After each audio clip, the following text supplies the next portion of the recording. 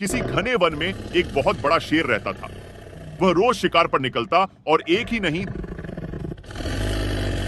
दो नहीं, कई कई जानवरों का काम तमाम देता। जंगल के जानवर डरने लगे कि अगर शेर इसी तरह शिकार करता रहा तो एक दिन ऐसा आएगा कि जंगल में कोई भी जानवर नहीं बचेगा। सारे जंगल में सनसनी फैल गई। शेर को रोकने के लिए कोई ना कोई उपाय करना जरूरी था। एक दिन जंगल के सारे जानवर इकट्ठा हुए और इस प्रश्न पर विचार करने लगे। अंत में उन्होंने तय किया कि वे सब शेर के पास जाकर उनसे इस बारे में बात करें। दूसरे दिन जानवरों के एक दल शेर के पास पहुंचा। उनके अपनी ओर आते देख शेर घबरा गया और उसने गरज कर पूछा, क्या बात है? तुम सब यहां क्यों आ रहे हो? जानवर दल के नेता ने कहा, महाराज, हम आपके पास निवेदन करने आए हैं। आप राजा हैं और हम आपकी प्रजा। जब आप शिकार करने निकलते हैं तो बहुत जानवर मार डालते हैं। आप सबको खा भी नहीं पाते। इस तरह से हमारी संख्या कम होती जा रही है। अगर ऐसा ही होता रहा तो कुछ ही दिनों में जंगल में आपके सिवाय और कोई भी नहीं बचेगा। प्रजा के बिना राजा भी कैसे रह सकता है? यदि हम सभी मर जाएंगे तो आप भी राजा नहीं रहेंगे। हम चाहते हैं कि आप सदा हमारे राजा बने रहें। आपसे हमारी विनती है कि आप अपने घर पर ही रहा करें। हर रोज स्वयं आपके खाने के लिए एक जानवर भेज दिया करेंगे। इस तरह से राजा और प्रजा दोनों ही चैन से रह सकेंगे। शेर को लगा कि जानवरों की बात में सच्चाई है। उसने पल भर सोचा, फिर बोला, अच्छी बात नहीं है। मैं तुम्हारे सुझाव को मान लेता हूं, लेकिन याद रखना, अगर किसी भी दिन तुमने मेरे खाने के लिए पूरा भोजन नहीं भेजा तो मैं जितने जानवर चाहूंगा मार डालूंगा। जानवरों के पास तो और कोई चारा, इसलिए उन्होंने शेर की शर्त मान ली और अपने अपने घर चले गए। उस दिन से हर रोज शेर के खाने के लिए एक जानवर भेजा जाने लगा।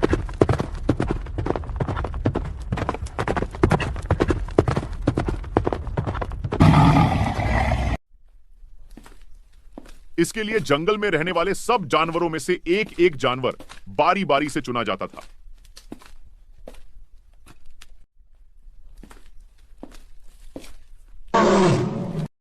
कुछ दिन बाद खरगोशों की बारी भी आ गई। शेर के भोजन के लिए एक नन्हे से खरगोश को चुना गया। वह खरगोश जितना छोटा था उतना ही चतुर भी था।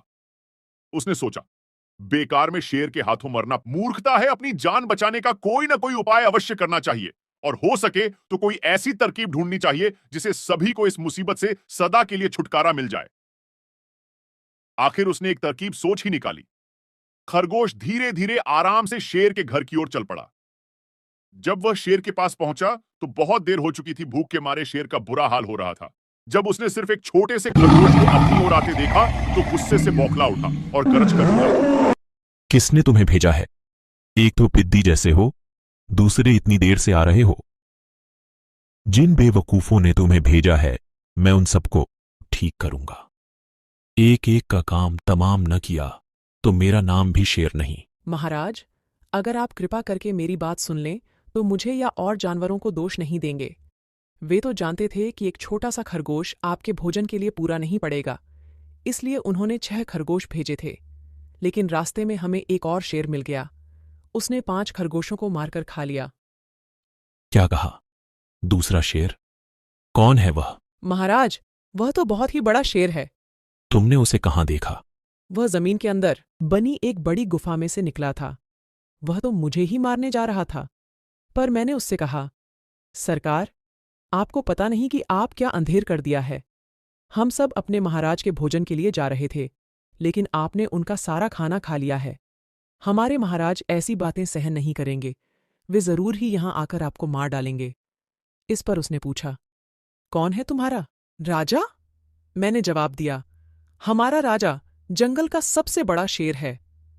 महाराज, मेरे ऐसा कहते ही वह गुस्से से लाल पीला होकर बोला, बेवकूफ, इस जंगल का राजा सिर्फ मैं हूं। यहां सब जानवर मेरी प्रजा हैं। मैं उनके साथ जैसा चाहूं वैसा कर सकता हूं। जिस मूर्ख को तुम अपना राजा कहते हो, उस चोर को मेरे सामने हाजिर करो। मैं उसे बताऊंगा कि असली राजा कौन है।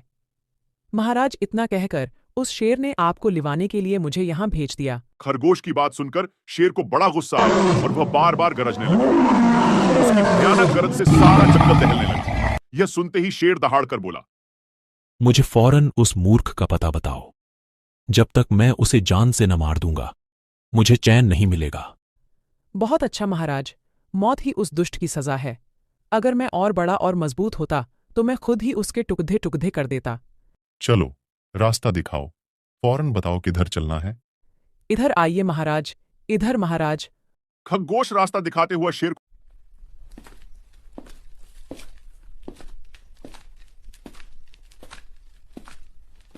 एक कुएं के पास ले गया और बोला, खरगोश ने, वह दुष्ट शेर जमीन के नीचे किले में रहता है। जरा सावधान रहिएगा। किले में छुपा दुश्मन खतरनाक होता है। मैं उससे निपट लूंगा। तुम यह बताओ कि वह है कहां। पहले जब मैंने उसे देखा था तब तो वह यहीं बाहर खड़ा था। लगता है आपको आता देखकर वह और? किले में घुस गया। आइए मैं आपको दिखाता हूं। खरगोश ने कुएं के नजदीक आकर शेर से अंदर झांकने के लिए कहा। शेर ने कुएं के अंदर झांका तो उसे कुएं के पानी में अपनी परछाई दिखाई दी। परछाई को देखकर शेर जोर से दहाड़ा। कुएं के अंदर से आती हुई अपने ही दहाड़ने की गूंज सुनकर उसने समझा कि दूसरा शेर भी दहाड़ रहा है। दुश्मन को तुरंत मार डालने के इरादे से वह फौरन कुएं में कूद पड़ा। कूदते ही पहले तो वह कुएं की दीवार से टकराया, फिर धड़ा